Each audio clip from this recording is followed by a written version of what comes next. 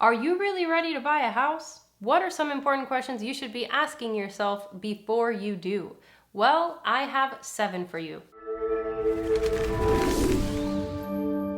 I'm Angie Blanco, a realtor here in Miami, Florida with One Path Realty, and you want to know what some questions are that you should be asking yourself before you buy a house just to make sure that you're ready. Well, let me just let you know really quick that it's great that you're preparing yourself by asking these questions beforehand. Some people just think of buying a house and impulsively run with that idea with no real sense of direction. I mean, sounds dangerous to me, but not you, my friend. You are wise.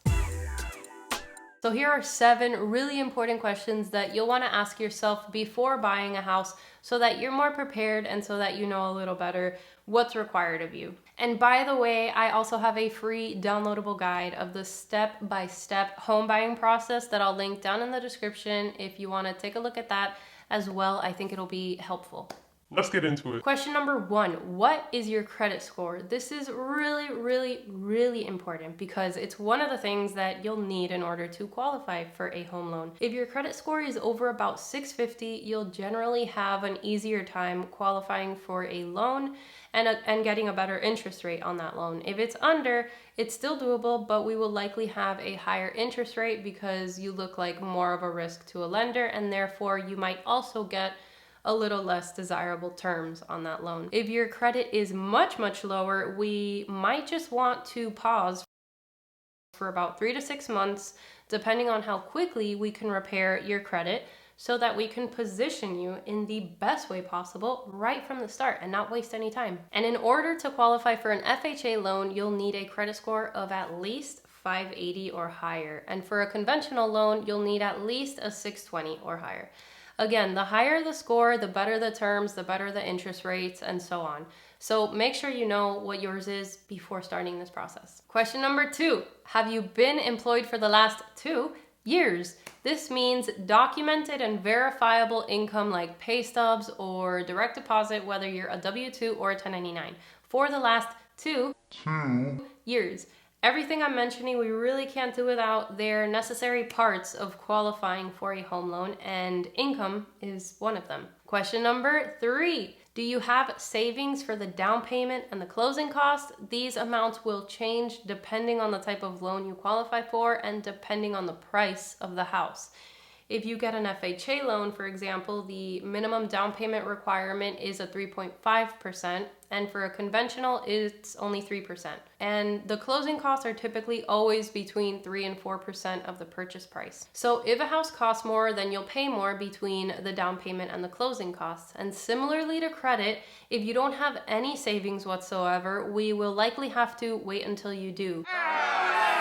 But we can also consider alternative options like receiving a monetary gift if that's even an option for you. Sometimes I'll have clients that are a little short on cash and their relatives want to help them out with a couple $1,000 or a couple $100, and so they'll receive cash gifts that can be applied to their total closing costs.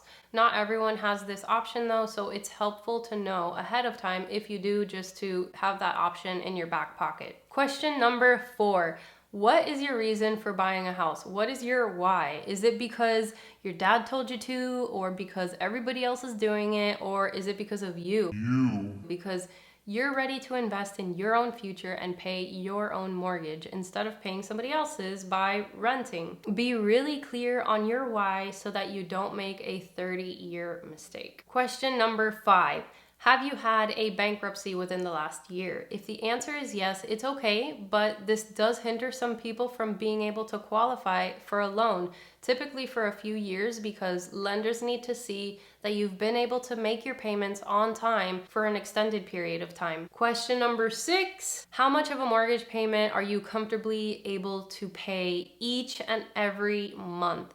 This is one of the most important questions you should ask yourself because you don't want to be house poor. In other words, you don't want to be stuck barely being able to pay your mortgage plus your bills plus living expenses, forget about a trip here and there, just because you were able to qualify for a super high loan amount. And lastly, question number 7.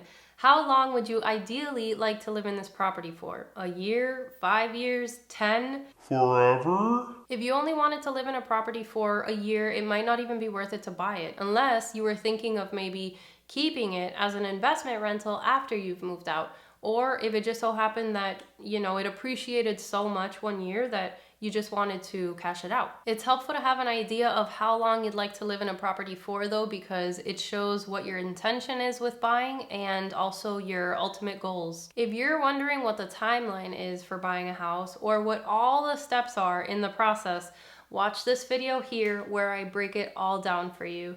Happy watching, and I'll see you on the next one.